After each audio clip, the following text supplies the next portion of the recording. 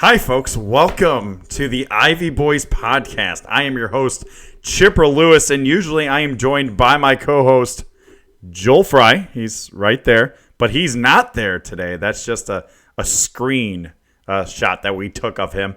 So you get me tonight, just me. If you've been following me on this YouTube channel and my little short videos, you would have known this already.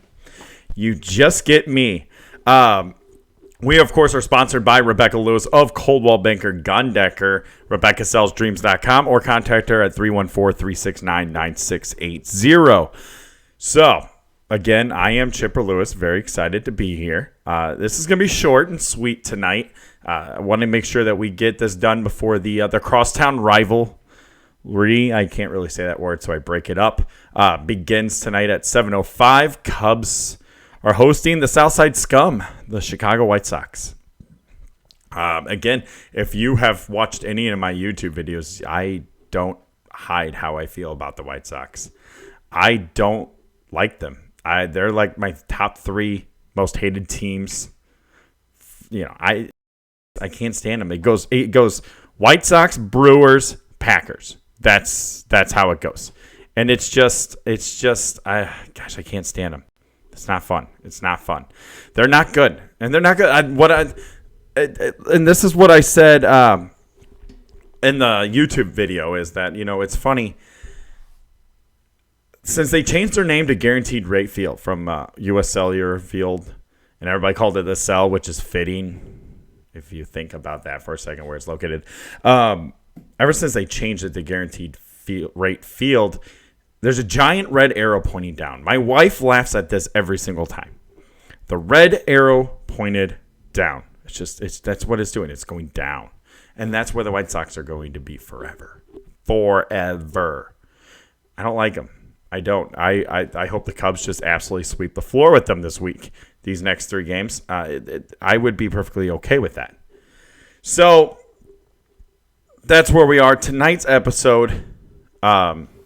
You know, we're you have to bear with me, okay? Because there's going to be points where I'm not really going to, you know, there's nobody to go back and forth with. So you're just going to have to bear with me. I promise it's going to be good. I promise. But yes, we are here, and I have the live chat open on my phone. So if that's what you see me doing, looking down at my phone, that way I can see who actually is watching, and who, if you have any questions, I'm open for any questions tonight since it's by myself. We're going to do a viewer interaction tonight. That's what's going on. For instance, I have one right now, Bob Marufo of BobMarufo.com and Beyond the Cube podcast, the best podcast in the 815, says fly the W, doing the happy dance tonight. And you know that's what's going to happen, Bob. Just a happy dance. That's what's going to be. Flying the W tonight. Cubs are going to sweep the floor of the White Sox. I'm not worried about this series, nor should you be. Vince chimes in. Woo, you got this. Thanks, Vince. I appreciate that. That's awesome about your little boy playing baseball right now. That's so cool. Well, I think you said he's 2 for 2. So hopefully he keeps that up. That's really cool. Coach pitching. No tea used. That's what you said. So that's really cool. We're going off of a hard road trip. Was it 3 in Colorado and 4 in LA? And let's go ahead and start with Colorado, because as you can clearly see at the bottom of this page, it says, I am not sorry, Colorado.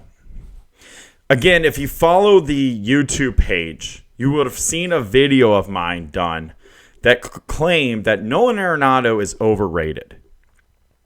Now, that was taken out of context just a little bit, but I guess I kind of wanted it that way so I get some interactions.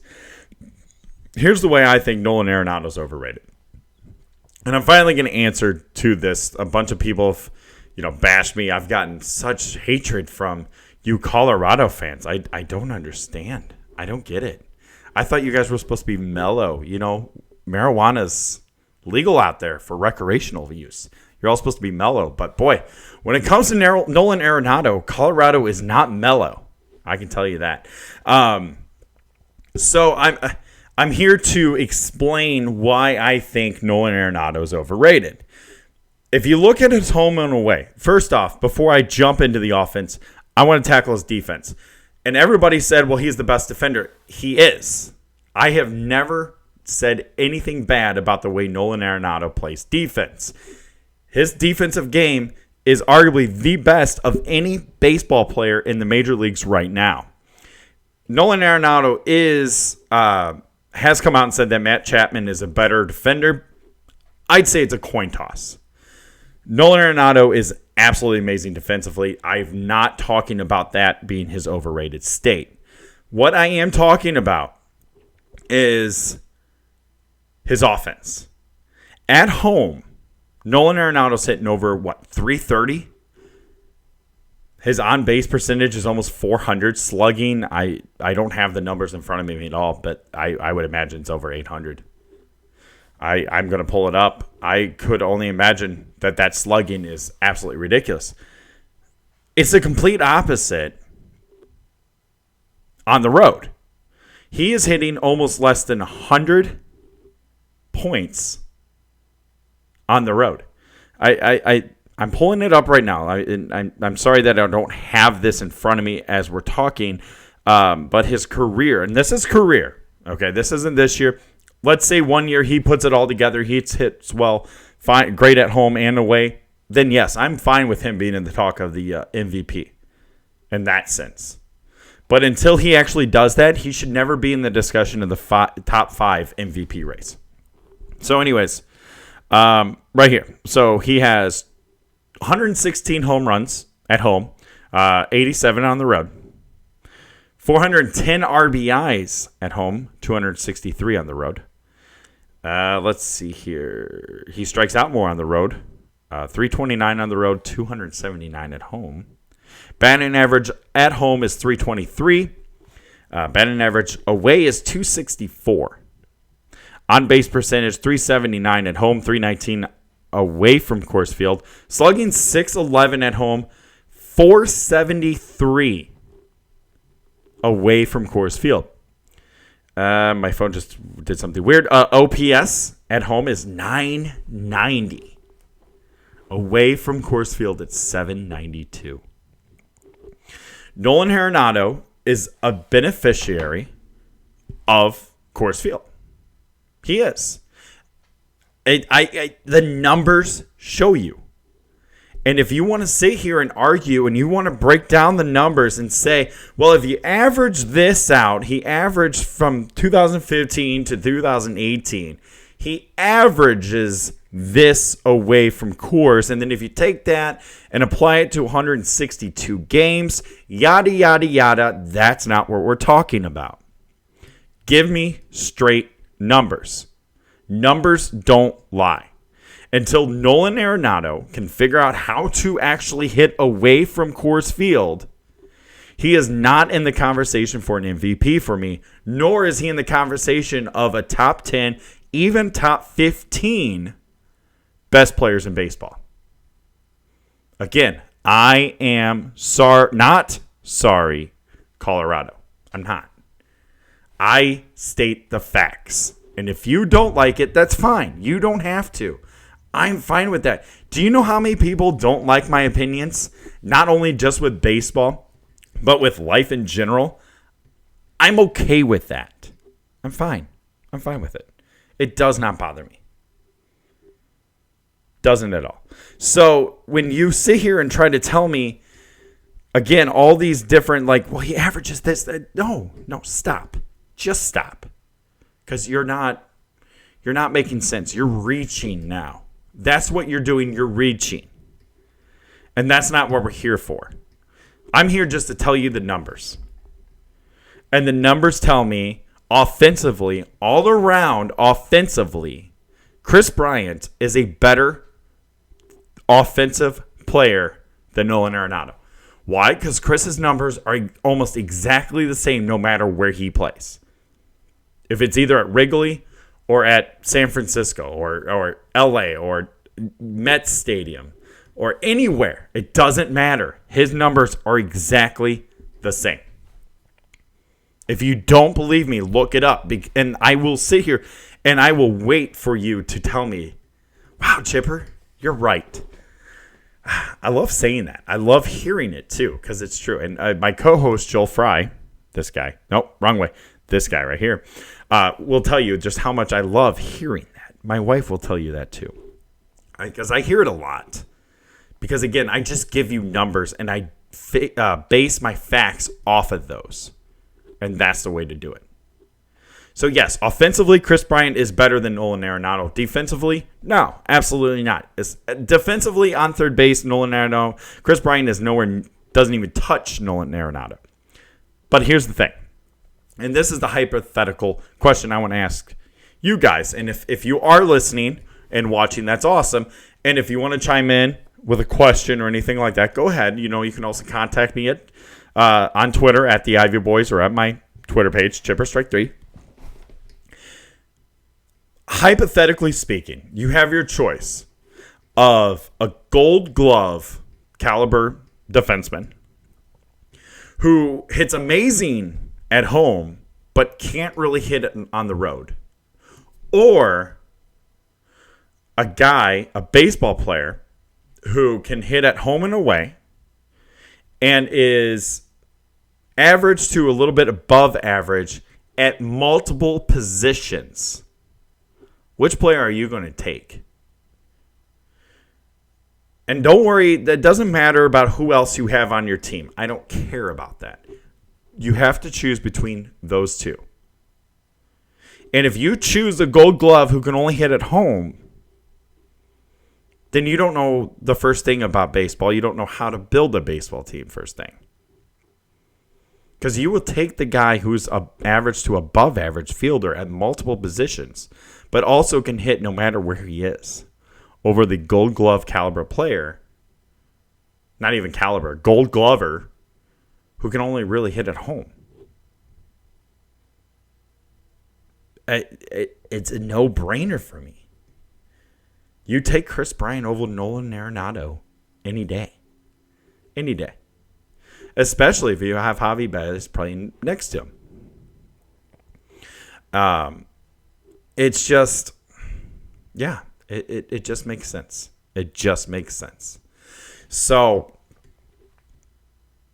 that's where we are. That's where this whole me hating Colorado, me bashing and making Denver not mellow. This is why I have half of Denver hating me. So that's why right there.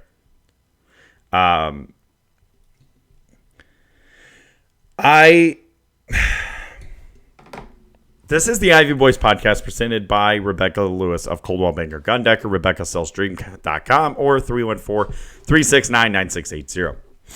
So I've explained now the whole why Denver hates me, or half of Denver anyways, and why they're not very mellow when it comes to telling them the truth about Nolan Arenado. Oh, and another comment before we move on. Another comment I had about Nolan Arenado by like two people told me that multiple Major League Baseball players think that Nolan Arenado is the best player in the game. That's not true. I mean, have you ever heard of Mike Trout? Because if you haven't, go look him up. Go look up highlights. Go look up the numbers of Mike Trout. Mike Trout is the best player in baseball. And Nolan Arenado can't even sniff his jockstrap. He's so far behind him. It's not even close. So I wanted to get that out of the way. But anyways, the Cubs lost 2 out of 3 to Colorado. That one stung. It's Coors Field. I told you what it's like at Coors Field. Forget it. Forget it. We don't have to see the Rockies again. The Rockies have a tendency to hit the Cubs, especially Kris Bryant. I didn't understand that. It never made any sense to me why they would constantly keep hitting him. I'm not saying it was on purpose like last year when he got hit in the face at Coors Field or when he got hit twice in the same game.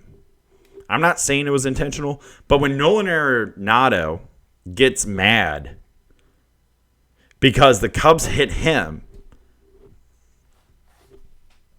I don't know what to tell you. It's going to happen. You've hit Kris Bryant 3 times in 2 years now. It's going to happen. You buzzed Javi Baez up and in. Like, what did you think was going to happen? They don't play the Rockies anymore this year until the playoffs. never mind. Let me rephrase that. They don't play the Rockies anymore this year. The Rockies aren't making the playoffs. And so I'm not worried about them. Let them go get Rocky Mountain High. That's fine. The LA series, let's talk about that really, okay? It's extremely frustrating that they lost 3 out of 4. I understand how frustrating it was. But do you realize, and it's hard to think about that right now, do you realize how close they were to taking 3 out of 4 themselves? They were pretty close to taking 3 out of 4. Yeah, they were 1 pitch away from being swept, the Rizzo 2-run home run in the top of the 9th. But then again, they were 1 pitch away from splitting the series and a couple pitches away from taking 3 out of 4. That's what you want to see against a team like the Dodgers. The Dodgers are the best team in baseball. There is absolutely no doubt about it. Sorry, Houston Astros. Sorry, Minnesota Twins. The Dodgers are, and the Cubs held their own, I believe, against the Dodgers. Schwarber still leading off. Love it. Baez led off, Sunday night? That was cool. I like that against Ryu. You knew Schwarber was not going to bat against the lefty. So I like Baez leading off right there. Baez kind of, he was here.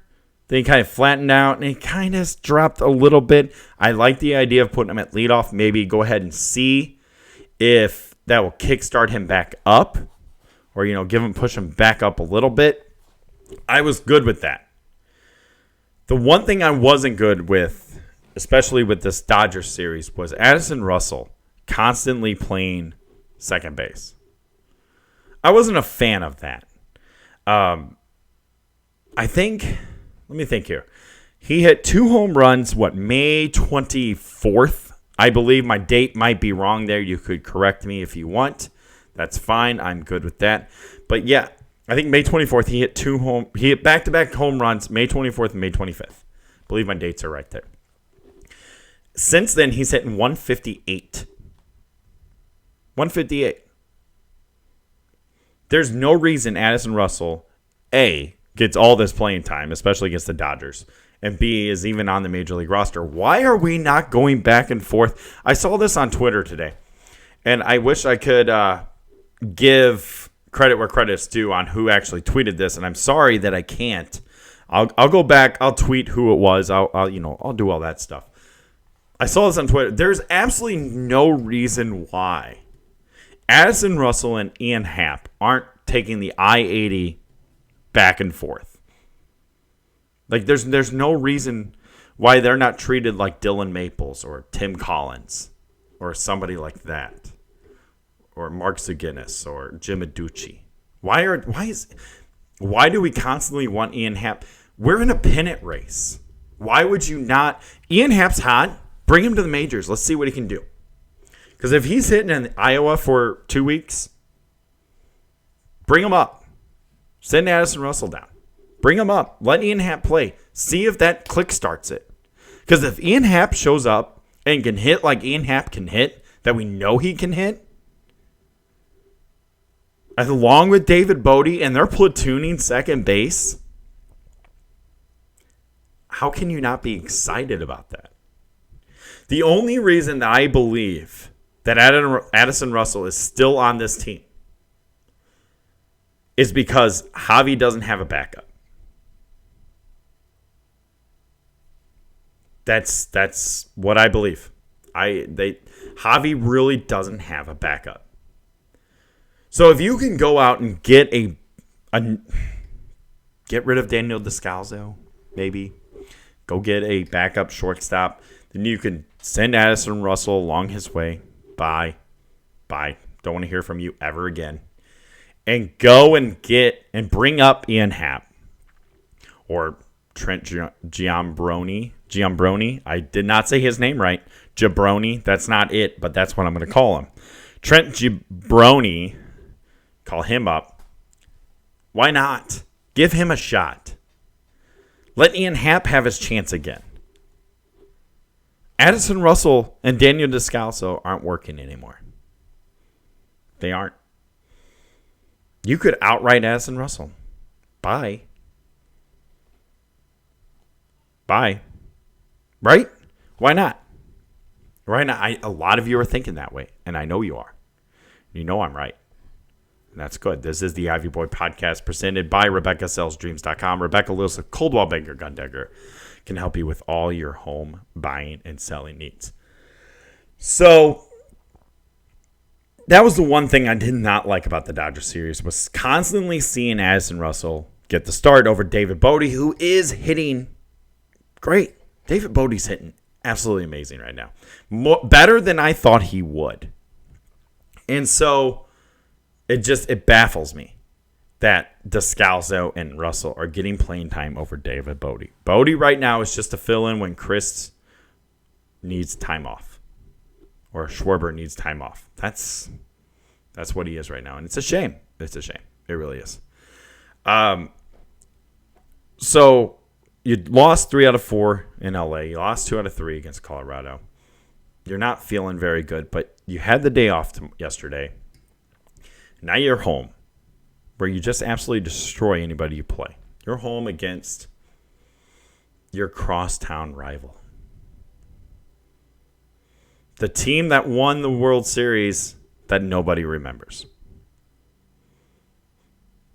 I said in my video, and I'll say it again, you ask somebody who won the 2005 World Series, A, you don't remember, and B, it doesn't matter, because they're never going to win another one. Who won the Jose Quintana, Eloy Jimenez trade?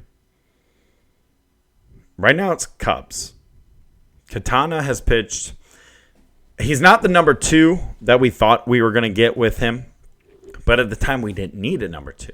We needed a number 3 or 4. That's exactly what Jose Quintana is. He's a 3 or 4. He's a really good 3. Really good 4 and a solid 3. Eloy's just coming up. We'll see what happens. Dylan Cease is not up with the ball club yet, so yeah. Here's the thing to remember when it comes to that trade. Something that we said after the 2011 season when Theo took over. And Theo we trust. There's a reason they were okay with giving up Eloy Jimenez and Dylan Cease. There was a reason for it. You have to give up quality to get quality. But they have their untouchables. They do. And the only untouchable that I feel like that they traded away since they've taken over the Cubs, Theo, Jed, and Jason, was Gleyber Torres. And I say that because it got them Aroldis Chapman and got them the World Series. Gleyber Torres was the only untouchable that they've ever traded. Eloy was not untouchable. Dylan was not untouchable. There's very few on this ball club, and Theo has said this before, there's very few on this ball club that are untouchable. He will not name who it is, but we could say here and honestly say that it's Rizzo, Baez, Bryant, Contreras. Right now, we'll see what happens with Miguel Amaya, and Nico. I would say Nico's untouchable, but Nico also could be one of the untouchables, the second untouchable that gets traded eventually. I'm not saying he's going to, especially if Bote pans out. Could you imagine that? What happens if Bodie's a 280, 25 bomb guy for the rest of his career, or at least for the next 7 years? Then what? Then what do you do with Nico? What do you do with Bote? Do you still re-sign Chris Bryant? I'm kidding. You re-sign Chris Bryant. Joel, you're wrong on that. But does Chris move to the left field? Because Schwarber will be gone. That's the flexibility that the Cubs have within their system, with the organization, is that we literally just sat here and moved Chris Bryant to left field. And you have David Bote playing third, who's a really good third baseman defensively. Probably better than Chris.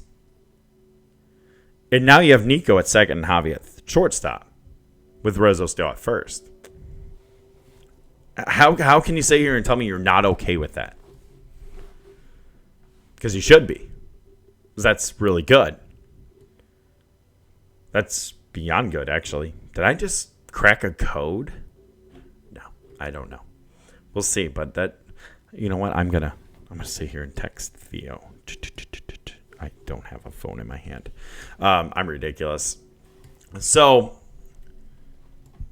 who won the trade? That's where we got all this started. Right now, it's the Cubs. The Cubs win the World Series in the next 1 or 2 years with Jose Quintana on this team, and he's a big part of the playoffs. Cubs win the trade. You take the world parades over prospects. To quote Casey Stern of MLB Network Radio, parades over prospects. Or as a shirt says, prospects are cool, parades are better. And it's true. So true. Give me a parade every single time. Every single time. I don't care if this guy might be good. I don't care. If trading Nico gets us a World Series this year, you do it. If trading Nico gets you Madison Bumgarner, who will propel you to the World Series, or Marcus Stroman, you do it every single time. I don't care. That's why the Gleyber Torres Aroldis Chapman trade is fine. It's great because we won the World Series. That's all that matters. Yeah, Gleyber's going to be a solid baseball player. Eloy very well could be. But the Cubs win the World Series before the White Sox because they've already done it before the Yankees. They win the World Series before the White Sox with the trade. Then they win the trade because you won the World Series with Jose Quintana. Do you see where I'm going with that, folks? This is the Ivy Boys podcast presented by Rebecca Lewis of Coldwell Banker Gun Decker. RebeccaSellsDreams.com, 314-369-9680. Where do you want to go from here? Again, crosstown rivals. That's starting up. What is it? It's a three-game series. And then, no, I'm sorry. It's a 2-game series. Then the Mets come to town. And something that I saw interesting, and I'm not sure of how 100% sure it is, but could you see could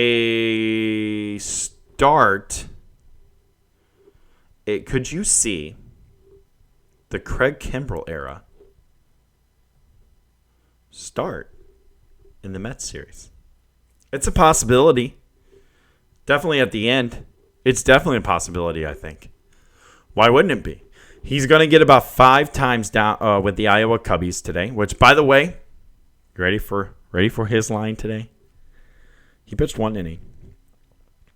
Took him 8 pitches, 6 strikes, 1 ground out, 1 fly out, and from what I have read and heard, a strikeout on one of the nastiest curveballs that you will ever see. That's pretty good. So what? 4 more times? You don't pitch him tomorrow, or the next. Because tomorrow's the next game. You don't pitch him tomorrow. You pitch him next game, and then you maybe see what he can do back to back. And the second he can go back to back and pitch just fine, he was touching 96 today. If he's doing that after the second game of the back to back, then it's time. Bring him up. Why not? So we're sitting against the Mets Saturday. Realistically, Saturday, probably Sunday. You're going to see Craig Kimbrell with the Chicago Cubs because he will be brought up on this homestand. I have no doubt that they want to do that. Let's see, who do they play after the Mets? Atlanta. So he will be coming up at Wrigley. His first game will be at Wrigley. So it will be really fun to see that, especially if this is the guy that we're getting that we saw today. If it is, that would be amazing. That would be absolutely amazing. Because that answers so many. We've sat here and we've told you what this move does. This move just sits sets the bullpen to where it's supposed to be. Strope's healthy. How great did Strope look the other night, though, against LA? Amazing. Came out lights out. In the ninth inning, that was, Saturday night? It puts Strope at the eighth. You put Cishek in the seventh. You have Kinsler. Kinsler again. Oh, gosh. I love this guy. He's so the unsung hero of the bullpen, by the way. What is it? Last time I checked, it was like 2.13 ERA. He's the unsung hero. He has kept this bullpen from completely faltering. So him and Steve Cishek deserve medals. I don't know. But then you have those guys. And then you have Carl Edwards Jr., who's looked better since he's come back up. And then I don't care who else you have. You have Mike Montgomery. You could keep Connor Ryan up. I don't care. It doesn't matter. It doesn't matter. Because your starters, Yu Darvish, by the way, outstanding. Outstanding. I think in his 4 of his last starts. And I think Joel actually is the one who told me this. And Joel actually tweeted it. And I'm going to pull it up right now. Where is it? Yes. In 24.1 innings, this is Yu Darvish. 14 hits, 7 walks, 24 strikeouts, an ERA of 2.96, a batting average against of 167. Opponent's OPS is 530, a 66% strikes thrown in 24.1 innings. 23rd and a third. 24 and a third. Mini stroke. That's amazing. That's the Yu Darvish that we thought we were getting last year. That's the Yu Darvish that we were hoping to get this year. It's happening. Yu Darvish is figuring it out. And then if Lester can get over this little bump he's hit, Hendricks keeps pitching the way he does. Now you have Quintana and Hamels as your 4 and 5. Quintana's looked great this year. Hamels has been up and down, but boy, when you need him, he's there. This rotation's there. This rotation's going to give you 6 innings. This rotation most likely will give you 7. Which means you don't need guys like Kyle Ryan. You don't need to rely on them. Because you have Cishek. Because you have Salt. Because you have Strope. And now because you have Kimbrel. That's what that Kimbrel move does. That's what's going to happen. I'm calling it. Sunday will be his first game up with the Cubs. We will see Craig Kimbrel Sunday against the Mets.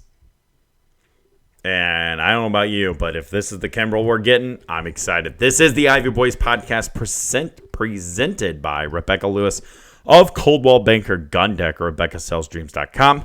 314-369-9680. Actually, while we're at it, might as well do the ad, right? Contact the MVP realtor of the St. Louis area. That's Rebecca Lewis of Coldwell Banker Gun Deck. She'll answer all the questions you have about buying and selling homes. If you're selling your house, you're looking for a contract or home staging service, anything like that, Rebecca Lewis will help you. Rebecca knows the area and can expertly consult you on anything you need. Anything you're looking for when buying a house in the St. Louis area. Let's say you're moving from the St. Louis area and you need a recommendation for a realtor somewhere else. Iowa, Chicago, Nashville, doesn't matter. Rebecca Lewis will help you find the perfect realtor for you in the city you're moving to. Why? Because Rebecca Lewis cares about her customers. So, if you want a realtor like that, and I can't imagine why you wouldn't, contact Rebecca Lewis of Coldwell Banker Gun Decker at 314-369-9680, or, and it says it right there on the screen, RebeccaSellsDreams.com. Okay, so we're about 35 minutes in. We're getting close to game time, so before I do my final thought, I got to do my beer tasting. I'm going to finish this beer I have now. I have a new bottle for the chug, so bear with me for a second. Chicago, bear with me for a second.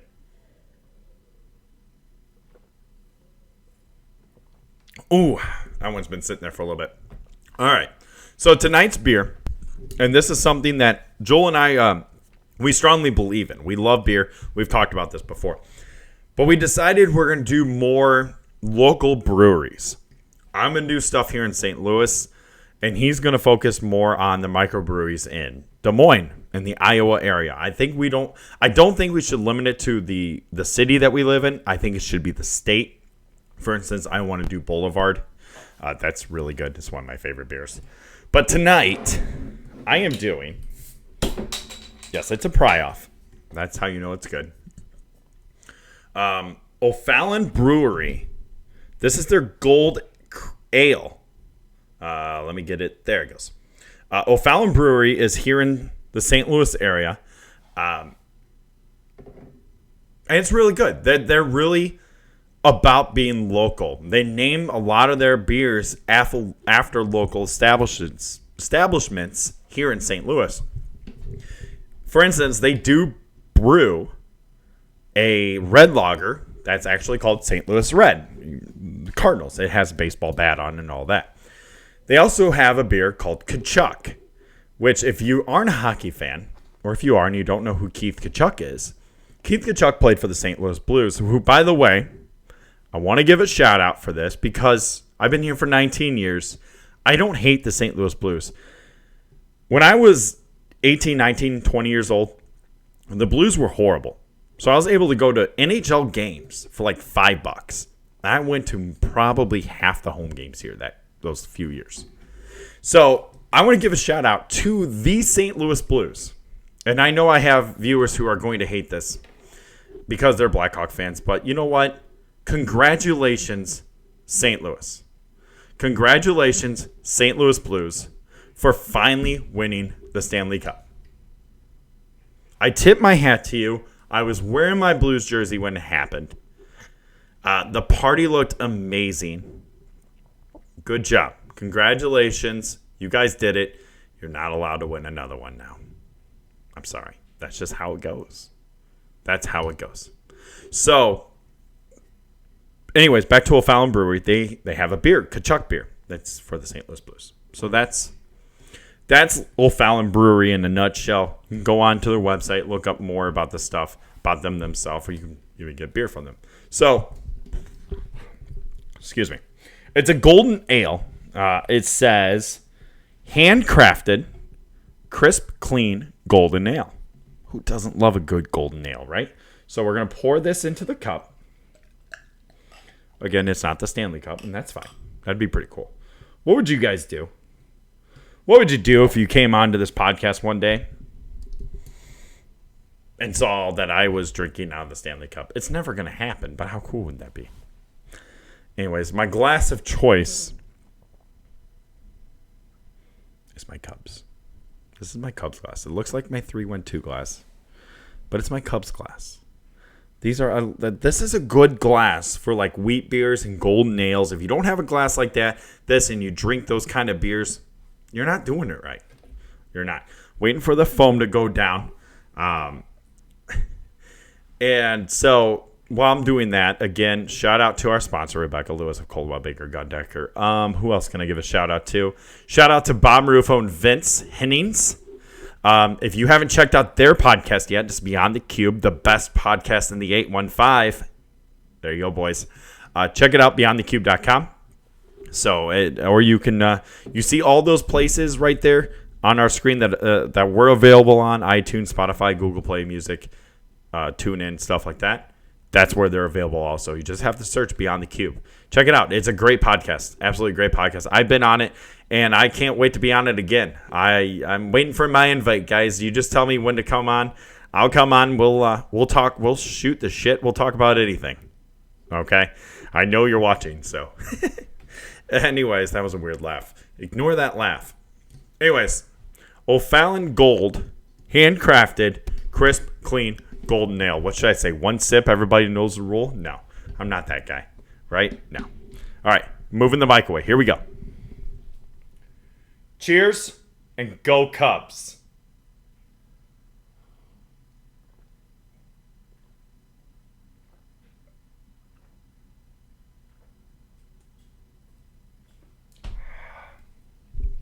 Oh, no, hang on. All right, we're good now. I'm back. And I'm back to tell you goodbye. This is the Ivy Boys podcast, of course. We're presented by Rebecca Lills of Coldwell Banker Gun Decker. RebeccaSellsDreams.com, 314-369-9680. My final thought is this. Yes, the Cubs' road worries are worries. That's why they're called road worries. That was a mouthful. I should not have done that after chugging some beer. But this team's too good not to turn that around. They're amazing at home. They're going to stay amazing at home. They turn it around on the road. The great thing about this little slide the Cubs have been on, Milwaukee's been on it also. The Cubs are right there. They have 12 blown saves. You have Craig Kimbrell added to this. If you had him at the beginning of the year, you cut down that by 10. That's 10 extra wins. This division wouldn't even be close. We wouldn't even be talking about the Brewers being contenders for the division if we had Craig Kimbrell at the beginning of the season. Craig Kimbrell is going to come up this weekend, probably Sunday. And it's going to put this team in order. This team's going to be there. The contributions from your bench players like Vic Carantini and Carlos Gonzalez are also a big part of this team. I would like seeing Ian Happ at some point. Get rid of Addison Russell. David Bodie deserves to play. This team's there. And I think once Craig Kimbrell does come up, that Theo realizes that, okay, now's the time. Let's go. We're going to win this division. We're going to go to the NLCS. And the Cubs are going back to the series. That is my prediction. That's not my prediction. That is what's going to happen. Don't worry about the Brewers. Don't worry about the Cardinals. Just worry about the Dodgers. That's all you have to worry about. Because that's who the Cubs are going to play for the third time in 4 years in the NLCS. Is the LA Dodgers. The Cubs can beat the Dodgers. The Cubs can get to Kenley Jansen. They always have been able to. I would love to look up the numbers. And if you have it, Joel, if you're watching or you do watch, please go ahead and tweet out the numbers if they're, I'm curious what the Cubs are against Kenley Jansen. Because I feel like the Cubs are one of the rare teams that actually can hit him. So that'd be something to look up. So that's where we are. So thanks so much for listening, folks. Follow us on Twitter. At the Ivy Boy says it right there. Follow me on Twitter at ChipperStrike3, just the number 3. Follow Joel on Twitter at Fry Sports Radio. Like us on Facebook. Bob controls the Facebook page. I post on there when I do a YouTube page. So definitely check that out. If you're watching this on YouTube, by the way, go ahead and like and subscribe. That would be amazing. That would be awesome. We want to get our numbers up. And also, if you're a local brewery, Iowa or Missouri, and you would like your beer tasted by us on the podcast, we are not against taking free beer. We like free beer. Free beer tastes better than regular beer. It just does. So just remember that.